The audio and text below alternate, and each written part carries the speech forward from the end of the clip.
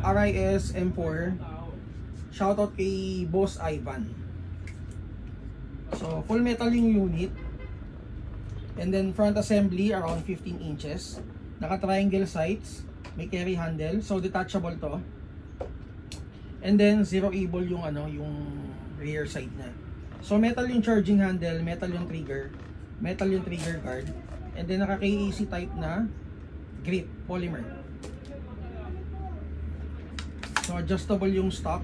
Meron na rin siyang swivel dun sa likuran. Meron na rin swivel dun sa harapan. Okay, so tetest natin. Ang battery tuloy. Ang balang nakalagay is 0.20. Tetest natin siya sa 0.20.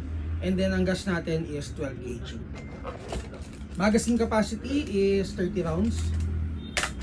So, GBBR to guys ha. Okay, chrono check. Okay na?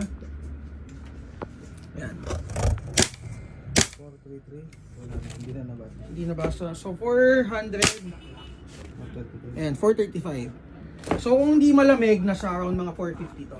Okay, so full auto.